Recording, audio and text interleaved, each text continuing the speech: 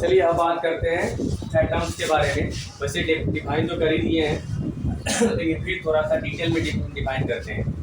फिर से वही चीज़ है, द स्मॉलेस्ट, ये पार्ट गलत तरीके से है, ये नहीं होगा। The smallest particle of an element is called atom that takes part in the chemical reaction.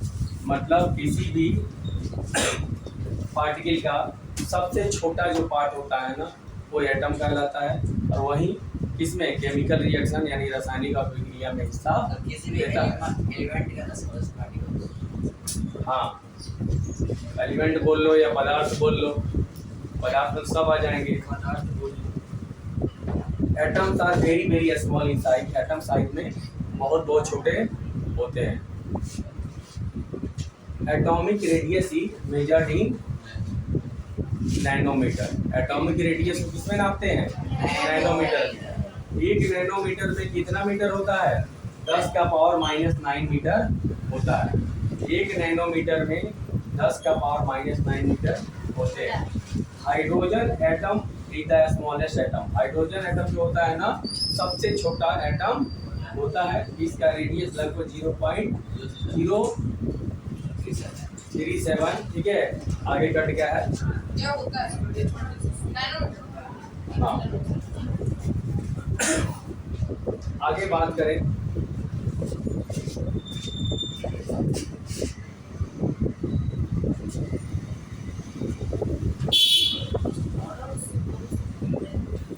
देखिए, डाल्टन सिंबल ऑफ एलिमेंट। इसमें बहुत ज़्यादा एक्सप्लेन करने की ज़रूरत नहीं है। डाल्टन साहब ने उस समय जो कुछ भी दिया, उसके साथ साथ एक और क्या दिया? सिंबल भी दिया। हर एक एलिमेंट, उस समय तक जो एलिमेंट जानकारी में थे, उनका सिंबल बनाया उन्होंने।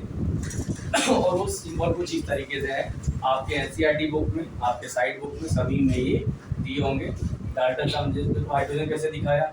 एक गोला बनाकर एक बीच में मोटा डॉट दे दिया। फिर एल्युमिनियम को कैसे बनाया? एक गोला बनाकर बीच में 4 को डॉट दे दिए, ठीक है। तो इसी तरीके से इन्होंने अलग अलग चीज़ों के सिंबल दिए। किसने दिया? डाल्टन ने। इसके बारे में बहुत ज़्यादा एक्सप्लेन करने की जरूरत नहीं है। क्या है? जस्ट सिंबल है जो कुछ इस तरीके से बना हुआ है। अब बात करेंगे हम मॉडर्न सिंबल के बारे में। मॉडर्न सिंबल्स ऑफ एलिमेंट, ठीक है। अभी का जो सिंबल दिया गया उसको किसने सजेस्ट किया था? जे ब्रेजेलियस ने, ठीक है। जे ब्रेजेलियस ने अभी का जो आधुनिक सिंबल है उन्होंने सजेस्ट किया था। इसमें किसे लिया गया? ध्यान से सुनिए।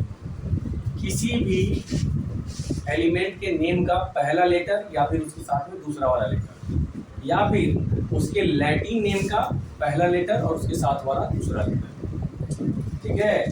जैसे हाइड्रोजन का पहला एच ले लिया गया, हीलियम का 2 को लिया गया एच ई, ठीक है।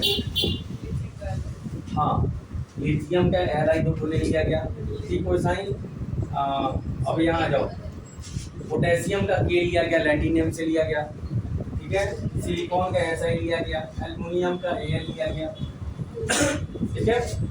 तो इसमें क्या लिया गया? किसी भी एलिमेंट का पहला लेटर या फिर उसके साथ में दूसरा लेटर लिया गया, या फिर लैटिन नेम का पहला लेटर या फिर पहले के साथ दूसरा लेटर लिया गया। क्लियर?